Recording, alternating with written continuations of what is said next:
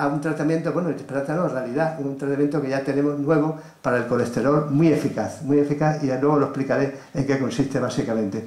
Bueno, y esta enfermedad de la hipercolesterolemia familiar, la HF, bueno, este sería el hígado normal, fíjense, el hígado normal que hace, tiene suficiente la superficie del hígado, de las células hepáticas, tiene suficientes receptores, y entonces el colesterol que va circulando por la sangre, Laura, si me das porque este parece que no tiene más eso, entonces el LDL, digamos, se queda en la sangre, no se queda en la sangre porque son interiorizados y pasan al aire, y eso es lo normal. Pero en estos enfermos que tienen esta hipercolesterolemia familiar, como la síntesis del receptor LDL es defectuosa genéticamente, pues no hay suficientes receptores para interiorizar el LDL y se queda en la sangre y aumenta. Claro, es así de sencillo, ¿eh? Bueno, entonces esta enfermedad pues tiene dos entonces no sé, es que se pone ese, no sé si va a pasar, nada. ¿Cuál le doy? Ah, sí. El centro es el puntero. Espérate. Sí, bueno, sí, el centro del puntero, exacto. Vale, estupendo, gracias. Bueno, entonces, la mutación esta recesiva hay dos formas. Ya saben que las enfermedades hereditarias puede ser heterocigótica o homocigótica según que afecte a dos alelos en el hombre y la mujer, ¿no? En la pareja. Entonces, la forma heterocigótica hay uno para 500 en la población general y la homocigótica uno de cada 1.000.000, ¿no? Y entonces son personas que llegan a tener un colesterol elevadísimo hasta de 1.000 miligramos en la sangre, ¿no? Y entonces estas personas, pues a los 10 años ya empiezan a tener problemas cardiovasculares, pueden tener un infarto a los 10 o a los 20 años o morirse a esa edad de una muerte súbita, ¿no? O sea, entonces ves, la fórmula homocigótica llega hasta los 1.000 miligramos por decilitro con estos santomas que tienen en la piel, y en cambio los que son heterocigóticos, lo máximo que llegan son a 500 aproximadamente, y lo normal son por alrededor de 200, como hemos dicho antes, ¿no? Bien, entonces esta enfermedad pues tiene una cantidad de depósitos en los tendones, etcétera, en la estenosis aórtica, de la válvula aórtica, etcétera, y fíjense, un arco senil, esto lo tiene mucha gente, cuando vean ustedes alrededor de la iris y eso, pues puede tener esta enfermedad, o por lo menos un colesterol muy elevado. Estos son los clásicos santomas alrededor de los párpados, en los nudillos de los dedos, en las rodillas, en el codo, en los tendones, sobre todo el tendón aquileo, en la retina, esto se llama retinitis lipoide, o sea que están todas las arterias de la retina están llenas de lípidos, y esta señora, que la conoce muy bien, bueno, pues esta señora tiene también su historia, y es que este señor Leonardo da Vinci pues no eludió reflejar los más mínimos detalles y le pintó que tiene un santoma en la mano y tiene santelasma en el párpado, ¿eh? En el párpado. O sea que posiblemente la Madonna Lisa de Leonardo da Vinci, que está en el Museo del Prado, el Museo del Louvre, pues tiene también esta enfermedad, ¿no? Seguramente. Bueno, y este es un caso de ellos, un caso de una señora, mujer de 28 años de edad, que tiene estos sintomas, el arco craneal, ha tenido un infarto a los 28 años, está ahí la obstrucción de la arteria coronaria, y claro, entonces estos enfermos terminaron muy mal. Ahora ya tenemos tratamientos más adecuados para ellos, y entonces, afortunadamente. En Extremadura hay mucha experiencia también de esta enfermedad, porque tengo un amigo que es el doctor Pedro Sáenz Zarzubía, que es internista del Hospital de Mérida, y que se ha interesado siempre por estos temas y ha estudiado nada menos que 100 casos diagnosticados de esta enfermedad en Extremadura. En España hay 6.500 casos de los 80.000 que se prevén, de 80.000 a 100.000, o sea que hay muchos que no están diagnosticados. Hay otro doctor interesado en estos temas, que es el doctor Pedro Mata, de la Fundación Emilio Díaz de Madrid, y que es el presidente de la fundación de esta enfermedad. El 85% de los pacientes están sin diagnosticar y sin tratar. Ahora se ha desarrollado, parece ser un lipochip del DNA en la saliva o la gota de sangre que detecta esta enfermedad, pues eso hará que será más fácilmente demostrarlo, ¿no? Bueno, el tratamiento de estas personas que tienen tanto colesterol, pues son con las estatinas, que veremos a ver, las resinas, pero las resinas también bajan, pero luego esa bajada hace que el hígado fabrique más colesterol por efecto retroactivo. Y otra cosa es la féresis, que es digamos, limpiar la sangre del colesterol, y luego la solución es el trasplante, ahí sobre una N, trasplante hepático, que aporta nuevos receptores. O sea, entonces ya tenemos un hígado que tiene receptores en las células hepáticas y ya funciona y elimina el colesterol. O sea, que el trasplante soluciona esta enfermedad, ¿no? Y lo mejor, trasplante combinado de hígado y corazón, si es que el corazón también hay que cambiarlo, ¿no? Bien, esta es la aféresis, de las máquinas de aféresis, que es hacer pasar la sangre por un aparato que se queda con el colesterol y la vuelve a entrar ya sin colesterol, ¿no? Eso, entonces se hace unas sesiones periódicas y es un mecanismo eficaz. Pero lo más eficaz es esto, lo más eficaz son las estatinas, que son los inhibidores que vamos a ver de esa enzima y que son las más eficaces. Bien, entonces, ya dejando esas enfermedades, la que es una que hemos visto que demuestra que el colesterol es necesario y el otro que en exceso es patológico, bueno, pues ¿qué hace disminuir el colesterol? Pues una dieta saludable, desde luego, por lo menos que aunque no aporte mucho, que tenga el menos colesterol posible, disminuir de peso, actividad física y luego la medicación. Siempre me preguntan en estas conferencias sobre el vino. El vino parece que está demostrado que un buen vino tinto, a ser posible que sea de denominación extremeña, pues tiene efectos beneficiosos sobre el colesterol HDL, que lo aumenta un poquito, ¿no? Lo aumenta. Igual que el ejercicio también aumenta algo el HDL. Esto parece ser que la Organización Mundial de la Salud no quiere afirmar esto de una forma rotunda para evitar que la gente pues se lance a tomar más alcohol del debido, ¿no? Bien, entonces una dieta saludable se puede imaginar que será sin grasa saturada, con muchas más grasas insaturadas, etc. Y el hecho muy importante es que no el colesterol encontrado en los alimentos el que hace elevar el colesterol en sí, sino las grasas saturadas y trans, ¿eh? Eso es lo fundamental. Bueno, esto de los fitonutrientes y el aceite de soja y todo eso, pues es beneficioso, pero estadísticamente, digamos, cuantitativamente es poco importante. Y luego ya el tratamiento farmacológico, bueno, pues los objetivos terapéuticos, tenemos varios fármacos, entre ellos de primera elección, que son las estatinas. Las estatinas hemos visto que lo que hace es inhibir esa enzima que hace que se corte el metabolismo del colesterol hepático y entonces eso es muy bueno, ¿no? Luego ahí tenemos también acetilimidas, resina, etcétera, muchos, pero fundamentalmente son las estatinas que inhiben esta enzima, ¿no? Y otra cosa importante es esto, tratamiento de por vida. Esto es igual que luego cuando hablemos de la hipertensión, pues también tiene ese tratamiento de por vida. Si una persona tiene colesterol alto y le damos las estatinas y la conseguimos bajar, en cuanto deje de tomarla sube otra vez. Y pasa lo mismo con la hipertensión. Si deja de tomar los antihipertensivos, pues vuelve a subir. Entonces son tratamientos de por vida. Y esto hay que mentalizar a la gente que es así, que tiene que ser, no se puede hacer un tratamiento transitorio durante unos meses, sino de por vida. Esto es fundamental. Las estatinas hay muchísimas, naturales, sintéticas, hidrosolubles o no, en fin. ¿Cuál de ellas? Pues la elección depende del nivel de riesgo del paciente, la historia previa del acontecimiento, el nivel inicial de colesterol LDL y los objetivos que nos planteemos, ¿no? Fundamentalmente. La última que ha salido, que es esta, la pitavastatina, es más potente que las demás, las otras son siempre cifras elevadas y esta con 2 y 4 miligramos pues consigue una bajada bastante sustancial, las estatinas. Bueno, el mecanismo de acción, eso ya lo hemos dicho. Y tienen efectos secundarios, las estatinas. En algunos enfermos les eleva los enzimas hepáticos, las transaminasas y la creatinfosfoquinasa muscular, produce a veces mialgia, con dolor aquí, que este señor se queja del músculo, miositis a veces e incluso la desmielisis. Entonces las personas que esos síntomas son muy importantes, pues a lo mejor tienen que dejar de tomar las estatinas y buscar otra solución. Y luego, en cambio, tienen los efectos pleotrópicos muy buenos. Se ha llegado a decir que las estatinas son la aspirina del siglo XXI. Tiene efectos antiinflamatorios, antioxidantes, antiagregantes, modulan la inmunidad, etc. Son beneficiosas para la osteoporosis y hasta incluso para la demencia. El Alzheimer se piensa que las estatinas pueden aliviar algo. Bueno, eso tampoco está demostrado, pero en ese camino va. Bueno, y esto es lo más importante. Esto es lo más importante de las estatinas. El colesterol, cuanto más bajo, mejor. Es decir, hoy día se piensa que incluso una persona que tiene el colesterol con cifras normales, que no supera los 200 miligramos, estaría indicado tratarle con estatina para bajarlo más y mayor seguridad de que no va a sufrir no va a sufrir una patología vascular.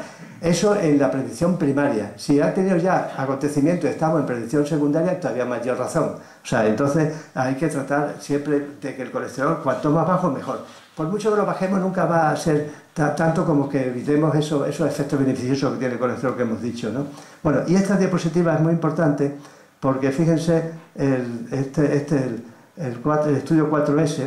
El estudio 4S fue un estudio que se hizo en los países escandinavos, en Dinamarca, en Finlandia, en Islandia, todos esos países escandinavos. Se hicieron un estudio que se programó a 8 años y se le dieron, eran enfermos todos de predicción secundaria, o sea que ya habían tenido un infarto del corazón o un ictus y le habían superado, habían tenido suerte de que lo habían superado. Bien, pues a estos enfermos les dieron una pastilla de simvastatina, creo que recordar, de 40 miligramos, a la mitad de ellos, a 2.222, y a los otros 2.222 le dieron un placebo, y se programó el estudio a 8 años.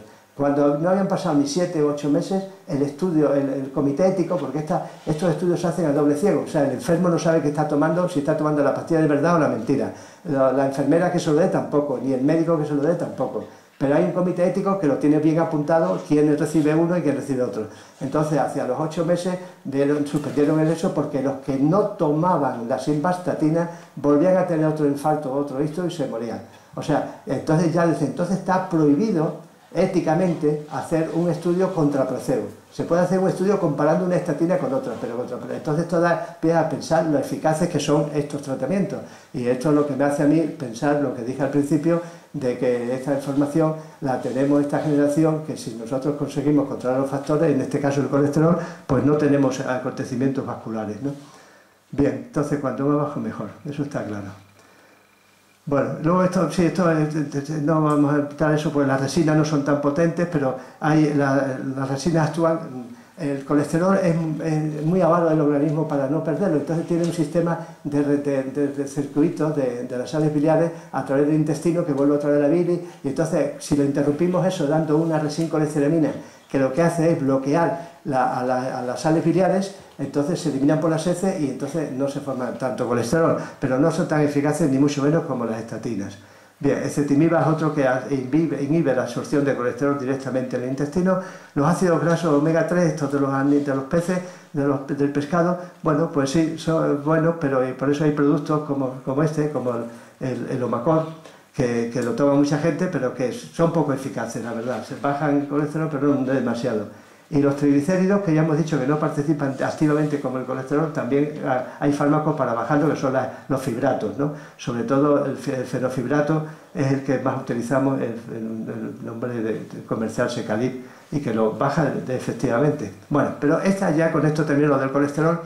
Esto ya es la bomba, digamos, que permite ahora bajar el colesterol de una forma mucho más eficaz, aunque todavía sigue siendo un medicamento muy caro. Bien, esto es una prueba de cuando hablamos en conjunto la investigación básica, cuando esos sabios que están ahí todo el día metidos en el laboratorio y que están haciendo una investigación básica que parece que no tiene una correspondencia práctica, pero termina teniendo generalmente, la investigación básica es fundamental y hay que fomentarla y hay que dar dinero para que sigan los sabios, todos los científicos actuando en los laboratorios, porque al final se consiguen cosas como esta, ¿no? Entonces estos señores que son Brown y Goldstein, fíjense qué jovencitos eran cuando le dieron el Premio Nobel de Medicina en el año 1985. ¿Por qué se lo dieron? Porque descubrieron que en el hígado había un enzima que hasta entonces había pasado desapercibido, que es el PCSK9. Es una proteína convertasa succilisina caseína tipo 9, bueno, PCSK9. Y entonces ellos ya dijeron que el día que se pudiera inhibir, porque esta enzima dificulta la acción de los receptores en la célula hepática que hemos dicho. O sea, hace que los receptores no actúen bien. En realidad, la naturaleza lo tiene ahí para compensar que no se produzca demasiado colesterol ni demasiado poco. O sea, que es una cosa que es necesaria. Pero claro, cuando hay una enfermedad que lo que hace es que aumenta mucho el PCSK9, entonces no hay suficientes receptores en la célula hepática y el colesterol se queda en la sangre y sube y tienen todos los problemas de esto, ¿no? Entonces ellos ya dijeron que el día que se pudiera inhibir esta enzima, la PCSK9, con una sustancia X, pues entonces estaría solucionado el problema del colesterol. Y este momento ha llegado ya con la medicina digamos, biológica, que ahora que saben ustedes que el terreno del cáncer está superado y las enfermedades inflamatorias, tenemos una serie de anticuerpos monoclonales que son como misiles terapéuticos que van contra una sustancia, por ejemplo, que se libera en la inflamación, o en este caso esta enzima, y entonces conseguimos eliminarlo, y entonces, claro, al no existir el PCSK, Laura, me parece que hay gente allí, el PSK9, al no existir, pues resulta que entonces, digamos que vuelve a formarse los receptores y entonces se limpia la sangre de colesterol, así de sencillo, ¿no? Entonces, fíjense, en esta la hora, en el año 2015, son los mismos, ya son más mayores, pero han visto muy contentos de que su predicción de hace tantos años, del año 1985, por el que dieron el premio Nobel, pues se ha cumplido, porque ya tenemos estos anticuerpos, ya que este es el gen humano del PCSK9, que está el cromosoma número 1, curiosamente. Bueno, y entonces tenemos estos dos medicamentos, que son estos anticuerpos anti-PSK9, que es el Evolocumab, que es el nombre comercial Repata, y el Alirocumab Proluen. Y entonces estos como es igual que la insulina, hay que administrarlo por vía subcutánea, en inyección, porque por vía oral se destruyen por los enzimas digestivos. Entonces, como pasa con la insulina. Entonces estos Repata y Proluen, pues son eso, como si fuera el Superman, ¿no? La bomba en la reducción del colesterol, porque mientras las estatinas consiguen reducir un 20 o 45%, esto con una sola inyección cada 2 semanas, o cada más, incluso cada mes o cada 2 meses, pues lo consigue reducir al menos con un 60%. Entonces, el Evolocumab y Repata. Ahora lo único malo es que una inyección de 140 miligramos de Repata vale 267 euros. Al Alirocumab vale lo mismo, porque aquí pone 485, pero es que este preparado viene con 2 ampollas. O sea, cada ampolla más o menos es lo mismo, 267 euros. En fin, entonces la Seguridad Social hoy por hoy pone muchas pegas, porque esto ya está en la farmacia, o sea, ya podemos ir a cualquier farmacia y comprarlo. Pero a nivel de la Seguridad Social, pues están poniendo muchas pegas, lógicamente, debido al precio, y llegará el momento que bajen de precio o que se consiga que los dé la Seguridad Social más fácilmente, ¿no? Pero vamos, se puede conseguir. Bien, entonces el mecanismo de acción, aquí está, lo que hacen es al bloquear el PCSK, los receptores se quedan libres, y entonces hay muchos receptores para limpiar el colesterol de la sangre. Bueno, aquí está eso, pero es lo mismo, pero no vamos a entrar en eso. Aquí básicamente eso. El PCSK9, cuando está aumentado, lo que hace es disminuir los receptores y sube el colesterol malo. Cuando lo inhibimos, pues suben los receptores y baja el colesterol malo. O sea, es así de sencillo. Son medicamentos fabulosos. Que ha sido básicamente la investigación básica que ha tenido el éxito unos años después. Bueno, esta diapositiva la pongo porque yo la primera contacto que tuve de estos fármacos fue en este congreso, el 26, el Congreso Nacional de la Sociedad Española de Medicina Interna, la SEMI, que nos tocaba hacerlo aquí en Badajoz, en el Infanta Cristina, pero debido a nuestra ciudad, que no tiene suficientes hoteles y los medios de transporte son malísimos para que vengan todos. Es que esta reunión en Sevilla, lo tenemos que hacer en Sevilla. Nos reunimos 7.000 médicos en ese congreso, ¿no? Y ahí fue cuando se habló de esto. Yo actué moderando una mesa redonda, pero nada relacionado con el colesterol, con otras cosas. Actué yo y todos mis compañeros de aquí de Badajoz tuvimos un protagonismo importante, pero en Sevilla, ¿no? Y esto hubiera tenido muchos beneficios para Badajoz, pues de dinero, de hoteles y de todo, pero lo perdimos porque no hay suficiente infraestructura para hacer estos eventos, ¿no? Bien, entonces con el colesterol lo importante es dar en el blanco como sea. Fíjese esta señora lo que es capaz de hacer, Tenemos que hacerlo para bajarlo, porque ya si controlamos este factor de riesgo, pues no tenemos infarto ni tenemos visto. Así que hay que aprender eso y tenemos medios, como hemos visto, suficientes para hacerlo. Bien, entonces, rápidamente, porque esto obligadamente sí, yo intento siempre resumirlo lo máximo, pero son temas tan interesantes, hay tantos matices y tantas cosas que no se puede hacer en función de... Ya sé que a partir de tres cuartos de hora la gente pierde atención, pero yo les ruego que sigan, porque lo que vamos a hablar ahora también es muy importante, que es la hipertensión. Entonces, es otro factor de riesgo. Le llaman el asesino silencioso. ¿Por qué? Pues porque la hipertensión no, así como dijimos antes que el colesterol no duele, lo único va lentamente haciendo sus estragos en las arterias, pero la hipertensión tampoco produce síntomas.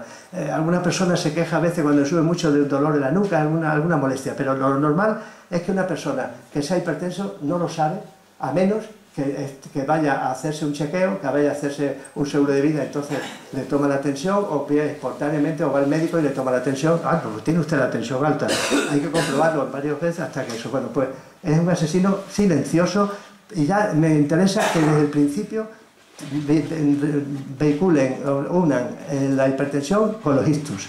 Por supuesto que los enfermos que tienen la tensión alta pueden tener un infarto de miocardio, y de hecho lo tienen también, pero el peligro fundamental son los ictus cerebrales.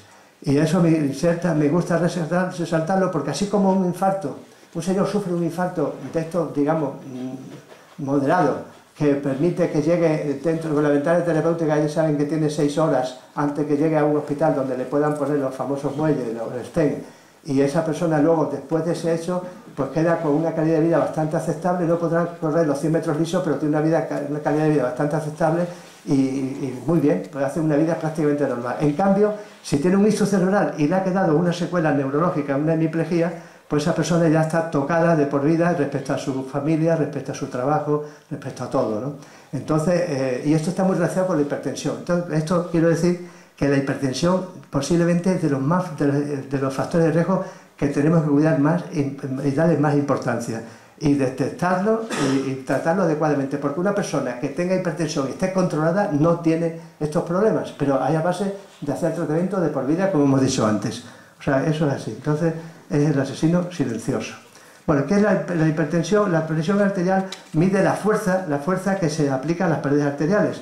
La presión la ejerce la sangre, o sea, la sangre impulsada por la bomba, que es el ventrículo izquierdo, la lanza contra la aorta, y claro, empuja la masa de sangre que viene ya en toda la circulación, y entonces esto es importantísimo porque para que llegue el oxígeno y los nutrientes a todo el organismo, que es lo que hace el sistema vascular, con las arterias y luego ya las venas y luego regresa otra vez al corazón para seguir el círculo, pues todo eso necesita tener una presión, porque si no, no podría ser. Y esa presión, cuando es normal, pues muy bien, pero cuando se eleva es cuando vienen los problemas que vamos a ver a continuación.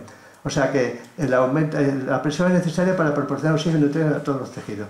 Entonces, lo normal son 120-80, lo normal, lo normal. Y luego se considera hoy día hipertensión cuando supera 140 de sistólica y 90 de diastólica.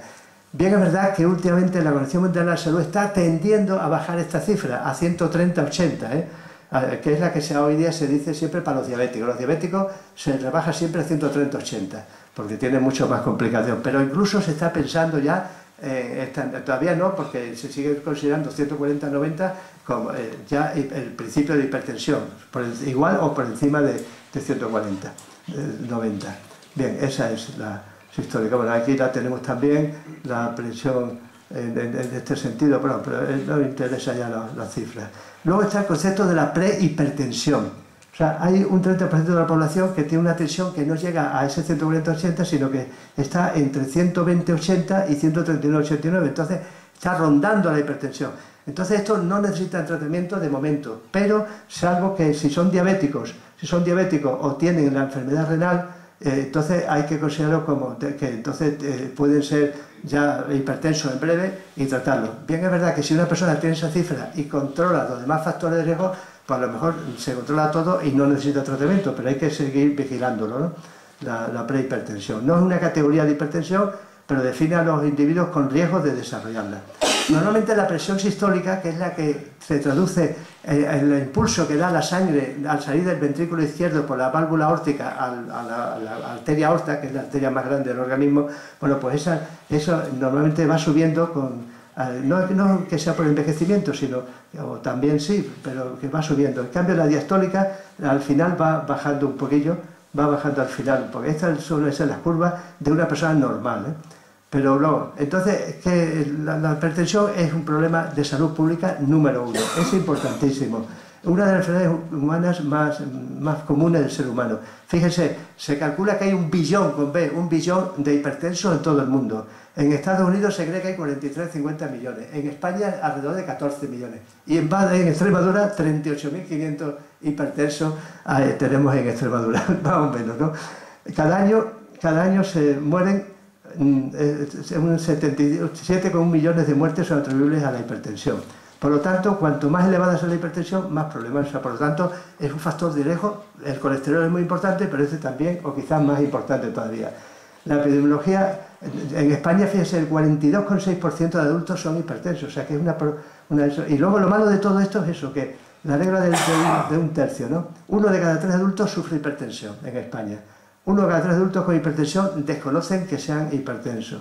Y 1 de cada 3 tratados con la hipertensión no están bien controlados. O sea que esa es un drama tremendo, ¿no? Y desde luego la primera causa de ictus es la hipertensión arterial. O sea, por eso decía al principio que tenemos que esforzarnos en controlar la hipertensión, porque si no podemos sufrir un ictus con todas sus consecuencias.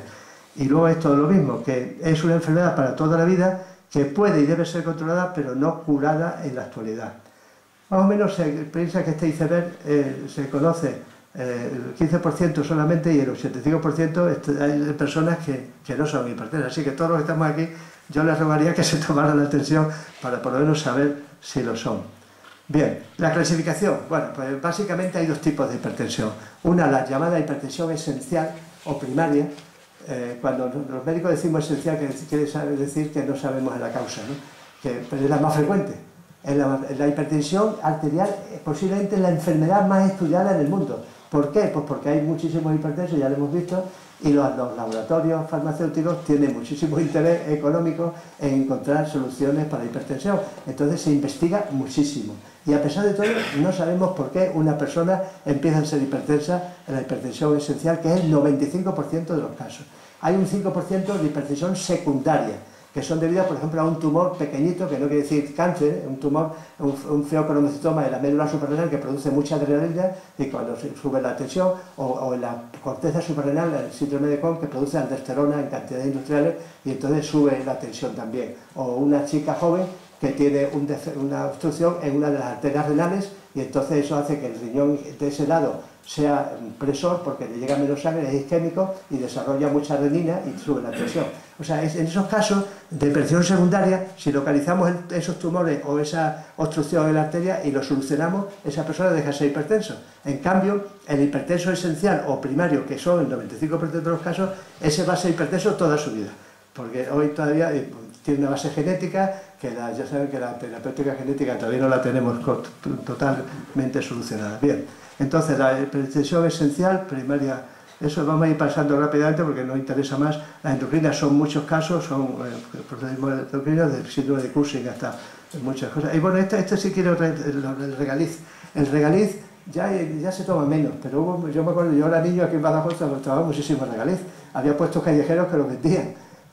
Y yo he tenido en la consulta una señora que me llegó en el hospital, que me llegó porque se hinchaba, aparecía por la mañana toda hinchada, y había estado ingresada casi un mes en el hospital de Mérida, donde los internistas son muy buenos, y digo, esto no he encontrado la causa de esto, tiene que ser una...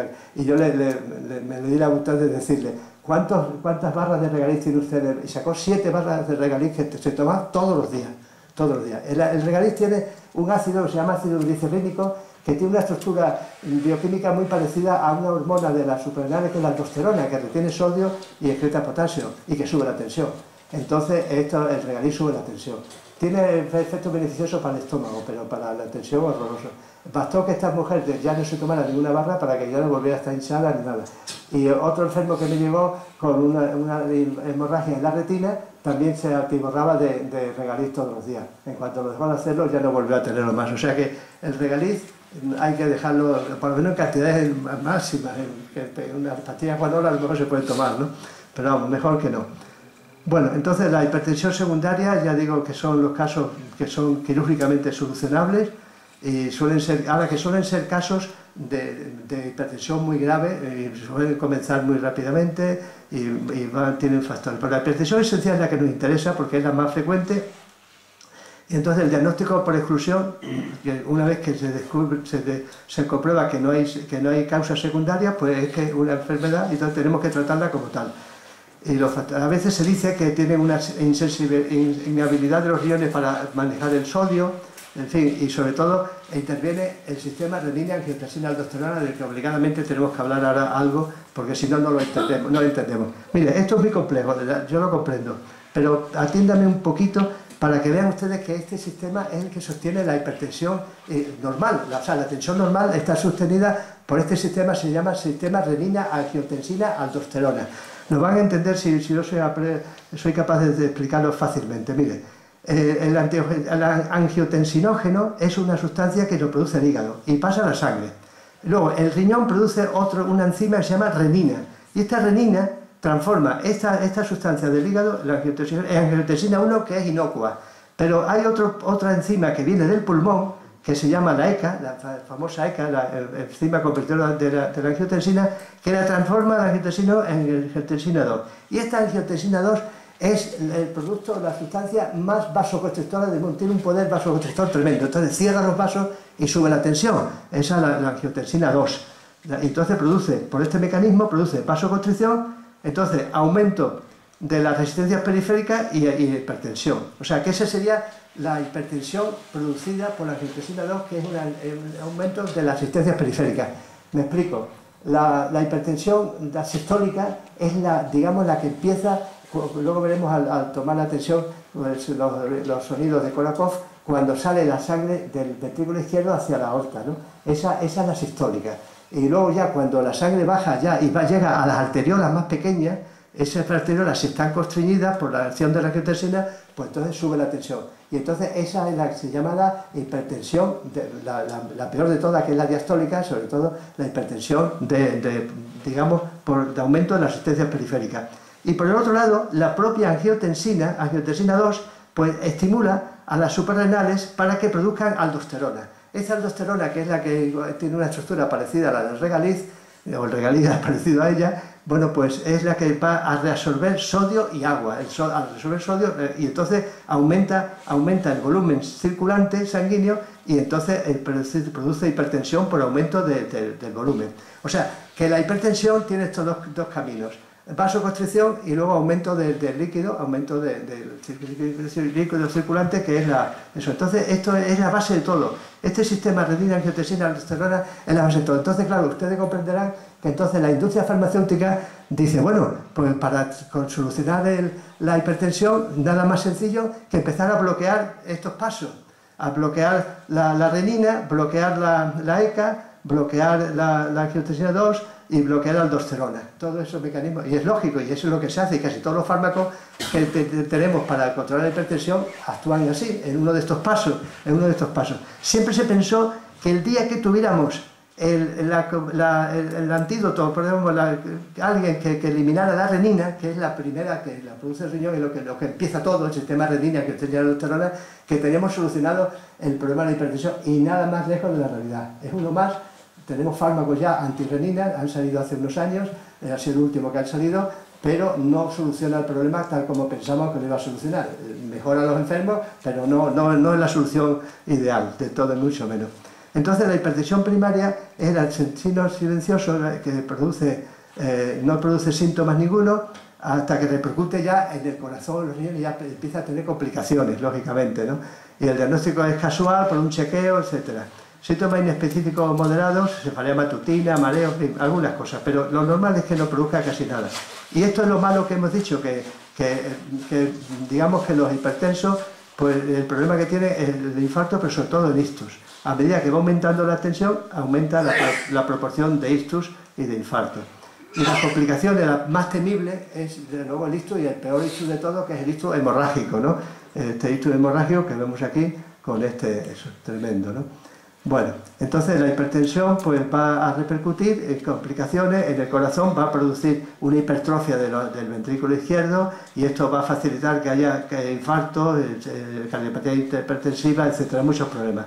Vascular periférica también, el cerebro con los ictus, en el riñón, en fin, todas esas complicaciones vienen de la tensión arterial mantenida durante tantos años, ¿no? El SAOS, que es un síndrome de apnea del sueño, ya saben ustedes que es un problema de respiración porque digamos, el paladar blando, lo que es la úvula y el paladar blando se quedan pegados a la parte posterior de la faringe y no pasa el aire, y entonces el organismo, como el cerebro no puede estar sin oxígeno, pues da un ronquido tremendo, se separan las membranas y ya vuelve otra vez a respirar hasta que se para. Entonces son apneas periódicas, y una persona que ha dormido 8 horas, en realidad nada más que ha dormido 2, a lo mejor, y al día siguiente está muy cansado y tiene sueño, y muchos de los accidentes de coche que hay en la carretera son debido a personas que tienen el SAO. Bueno, pues las personas que tienen el SAO también son más propensos a tener hipertensión y viceversa, ¿no? Y entonces se perjudican.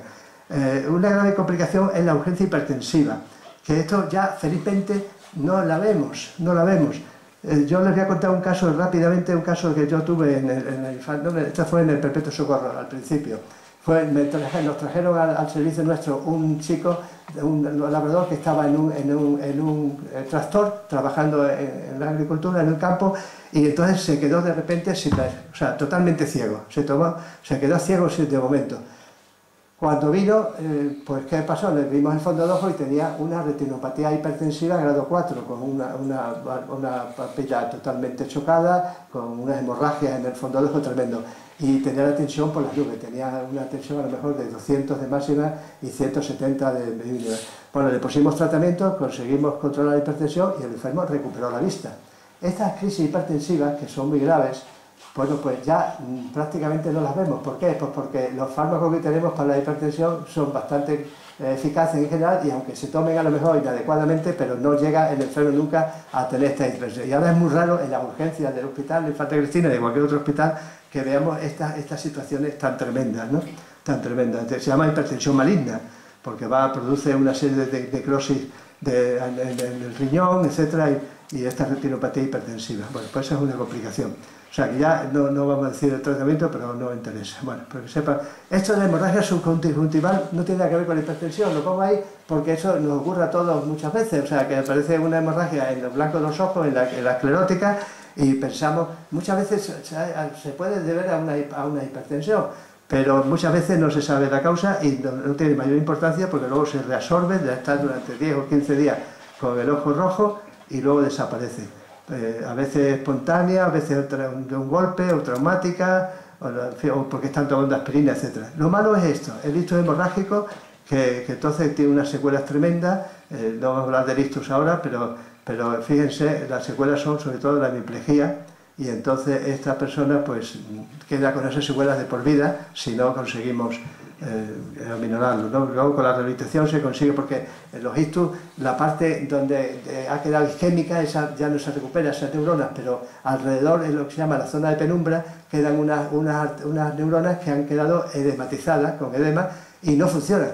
Pero luego, según va pasando, y sobre todo si se le ha hecho el tratamiento adecuado con los fibrinolíticos inyectados, pues esa persona, esa zona de penumbra se recupera, y el enfermo que estaba con una hemiplegia tremenda, pues ya puede incluso andar, se reduce, y luego ya la rehabilitación consigue mejorarlo todavía más, ¿no?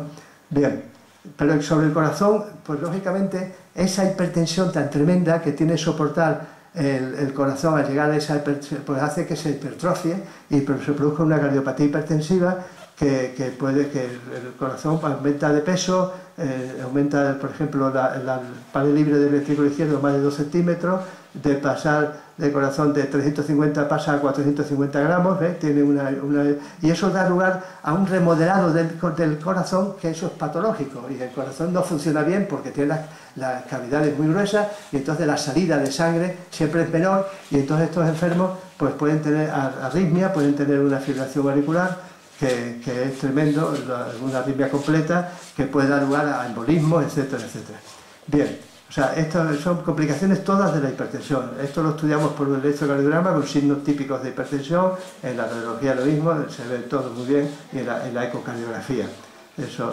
Bueno, y al final, pues estos enfermos hipertensos, con esa presión sobre el corazón, terminan produciendo esa hipertrofia del ventrículo izquierdo, una insuficiencia mitral, y al final, pues insuficiencia cardíaca e incluso la muerte, ¿no? De todo eso. En el ojo, pues produce la retinopatía esta hipertensiva, que en el grado máximo fue esta que vimos en este enfermo, y eso hay una clasificación de Case-Wagner, que son...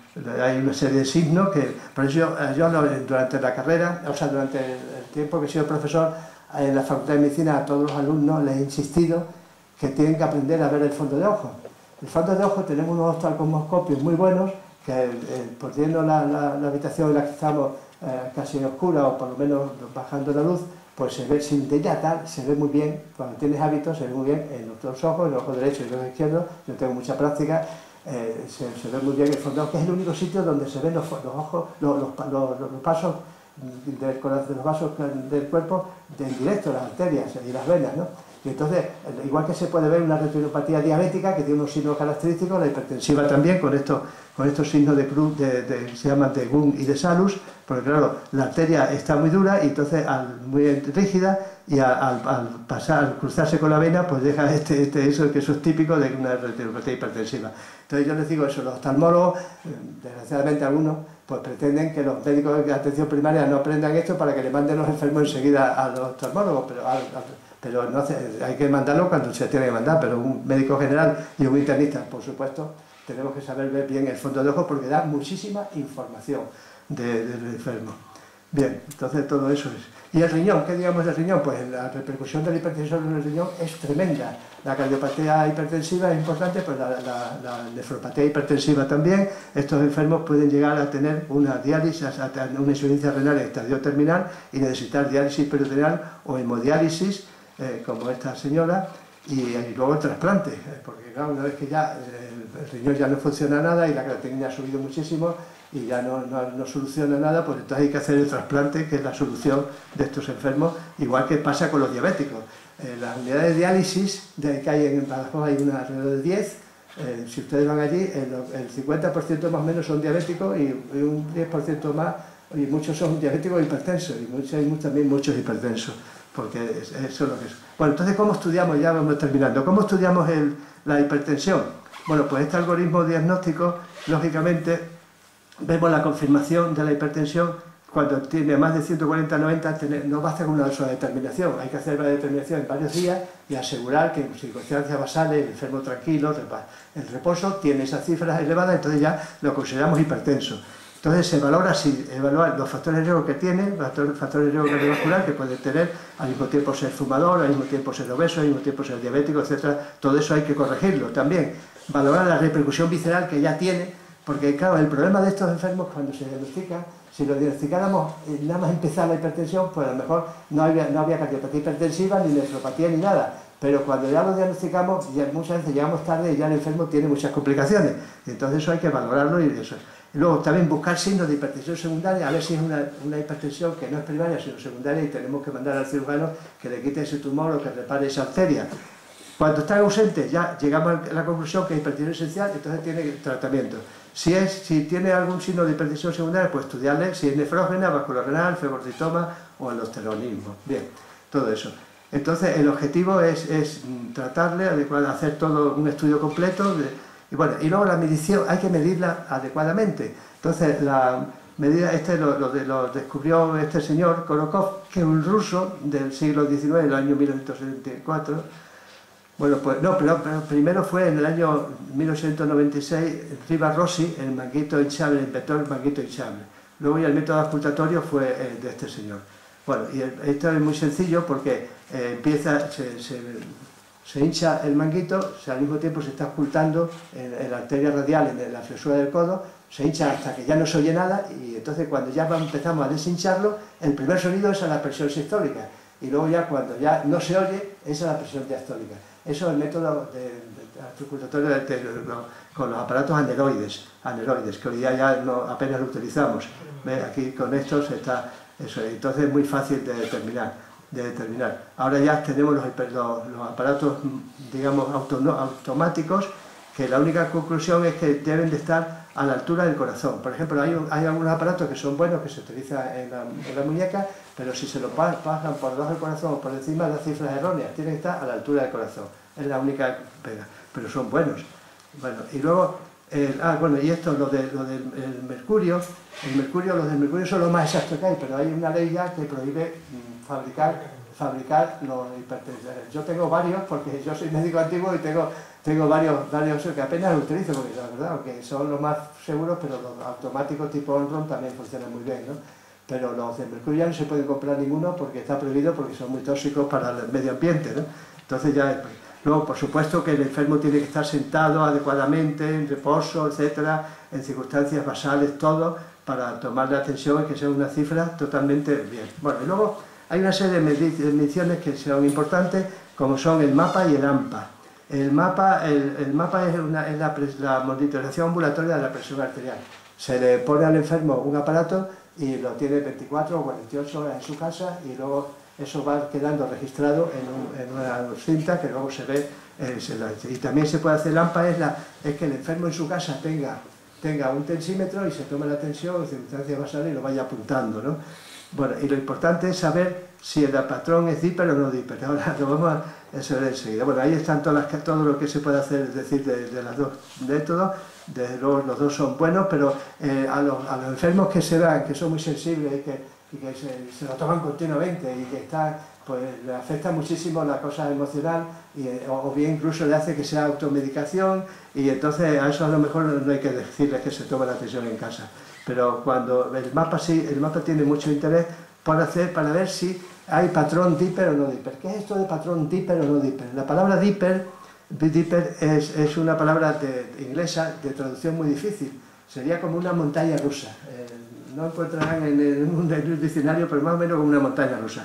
El patrón diper normal es el siguiente. No tenemos un ritmo nixtameral en función del sistema endocrino del organismo.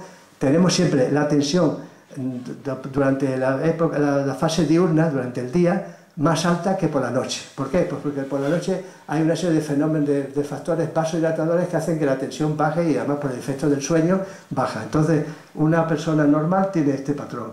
Durante el día tiene una tensión más o menos así y luego ya baja durante la noche. Eso se llama patrón diper normal.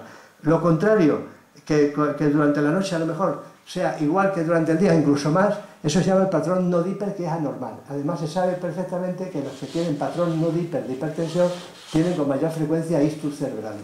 O sea, por lo tanto, si hacemos un mapa y el enfermo tiene un patrón no diper, tenemos que hacer todo lo posible porque esa persona vuelva al patrón diper normal, ¿no? Diper normal. Aquí están los dos patrones, no dipers y dipers. Bueno, entonces eso es muy importante y yo he tenido la fortuna, bueno, hay que transformarlo a ser posible de no diper a diper. Eso, yo he tenido la fortuna en un congreso que fui nada menos que donde fue en Chicago, en Estados Unidos. Bueno, pues ya lo conocía, a Carlos Calvo lo conocía ya, pero conocía a este señor Ramón Hermida, que es un